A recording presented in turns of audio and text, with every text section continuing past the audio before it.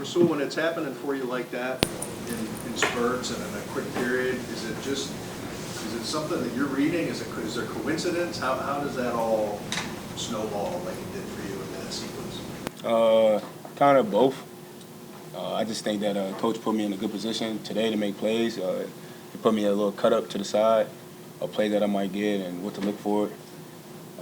And I got multiple of the plays that he showed me.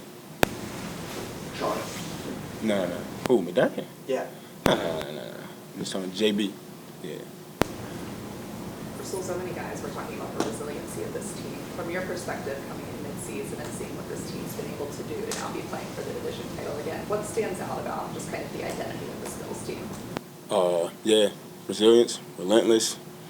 We gonna always fight. I think that we got our identity now, and we know what we are capable of doing. So now it's just like, it's either we gonna put it on tape or we not, you know. So. How would you describe what your identity is? As one, like we won. That's what I think our identity is. We won.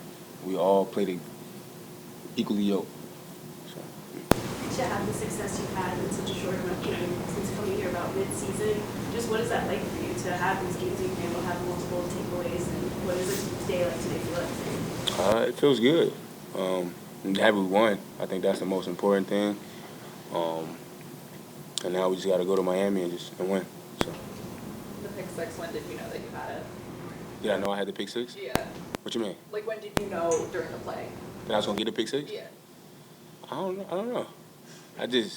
I usually when we send a weak side pressure, watching on film, he usually throws it quick to the receiver that's usually on the X. So I seen a blitz, and I was like, he got to throw it hot or he gonna get sacked. He threw it. I think him and the receiver wasn't on the same page. He threw it. As soon as I got the ball, I'm like, I got to try to score. I had one that I could have gotten in the end zone, but I messed up. So I was like, I'll try to get it back. Can you take us through Ed's interception from your perspective? I think you got a hand on it, and then he Yeah. comes through with a one-handed dive. That should have been another pick by me. I should have had 3, honestly, because I knew it was coming. I read it, but I was on the right side of the tight end, and he kind of threw it to the left, so I had to go around him and deflect it up. And then I seen Ed diving for it. I was just happy that he caught it. See a big man like that make a dive like that. That's impressive. But he got hands though, because we be at practice and he be talking about how he could catch, and he do some of our drills, and it don't look like he don't know how to catch. It looks smooth, so he got some hands. We asked Taryn about your play, and he said there's guys playing in the league a long time and won't take some of the chances that you do. He sort of marveled at it, and he said you got to almost have you don't care or don't worry that much about what could happen. Yeah. Do you feel that's the way you play? Yeah, because if you make the play, ain't nobody gonna say nothing. You know, it's like Steph Curry. Like he can shoot all the crazy shots he want, but if he making them, what you gonna say as a coach? You gonna be like, all right, well, keep shooting him. You know, I guess when he's like misses too many in a row, then you might tap him like, all right, you know, calm down. But JB, he allows me to play. He trusts that I watch film and the film that he gives me to watch. So. Rasul, did you have to learn how to be like that, or is that just something that always came natural? Oh yeah, I've always been able to catch interceptions and catch the ball. I mean, more like the don't care. Like confidence that, Confidence. Yeah, when you're in the right system and your coach allows you to be you, yeah.